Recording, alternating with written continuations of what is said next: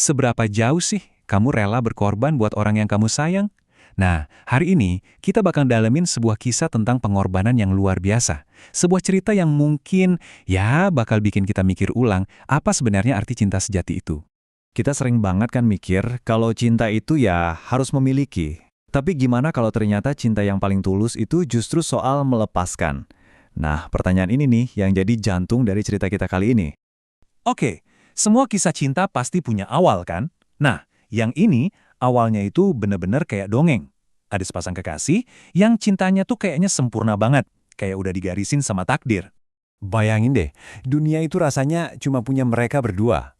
Dari mulai lihat matahari terbit di puncak gunung, sampai nikmatin sunset di pinggir pantai. Pokoknya, siapa aja yang lihat mereka pasti langsung mikir, wah, cinta sejati itu beneran ada ya? Tapi ya namanya juga cerita kan, seringnya kebahagiaan yang sempurna itu justru rapuh banget. Dan benar aja, tiba-tiba tanpa aba-aba, datang sebuah tragedi yang langsung menghancurkan dunia mereka yang indah itu dalam sekejap.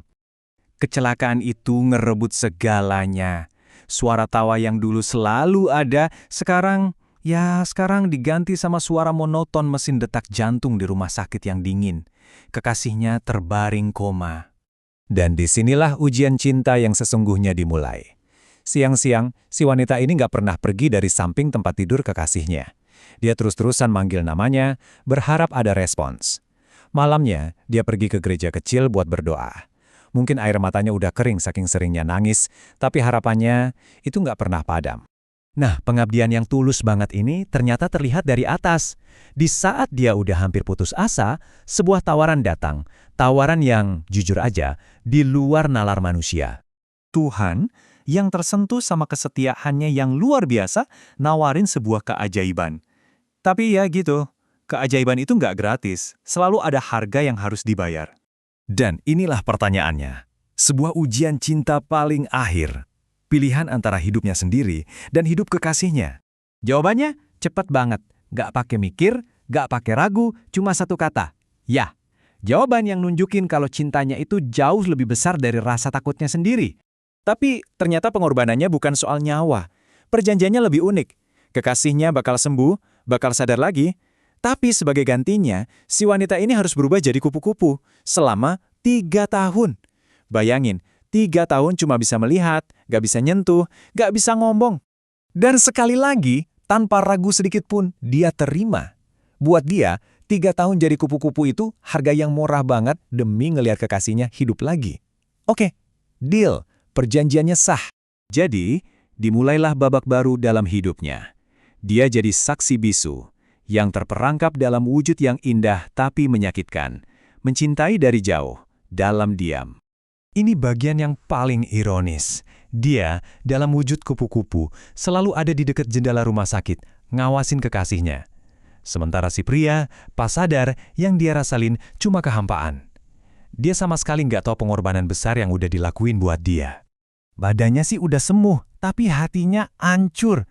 Dia nyariin si wanita ini kemana-mana. Dia nggak sadar orang yang dia cari itu selalu ada di dekatnya. Cuma bisa ngepakin sayap sambil sedih ngeliat dia kebingungan. Orang bilang waktu bisa nyembuhin luka ya. Tapi kadang waktu juga bisa jadi pengkhianat. Waktu terus berjalan, dan pelan-pelan ada cinta baru yang tumbuh di hidup si pria. Dan ini tentu aja jadi luka yang lebih dalam buat si kupu-kupu. 3 tahun itu rasanya kayak selamanya bagi si kupu-kupu. Di tahun pertama dia masih lihat kekasihnya nyariin dia. Masuk tahun kedua, mulai ada wanita lain di sampingnya, dokternya sendiri. Dan puncaknya di tahun ketiga, lonceng pernikahan berbunyi. Hancur banget pasti.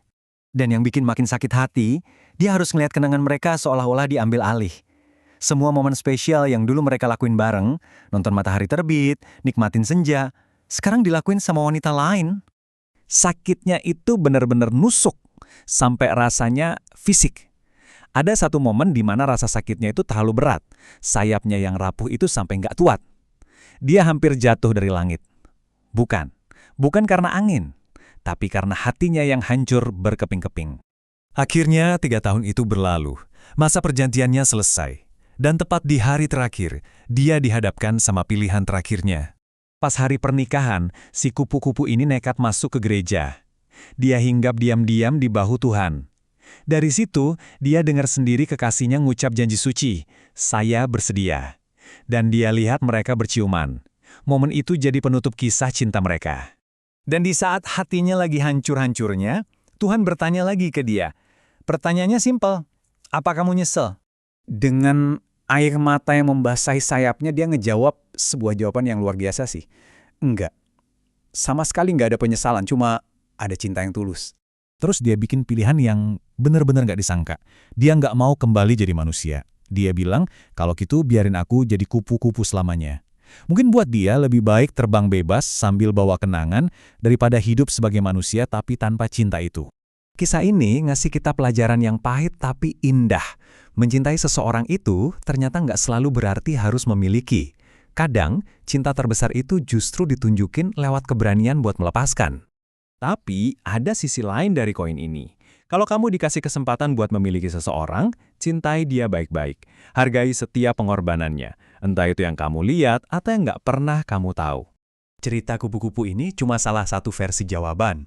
Nah, kalau menurut kamu sendiri, apa sih makna sejati dari cinta tanpa pamrih itu? Coba deh direnungkan. Makasih banyak udah dengerin.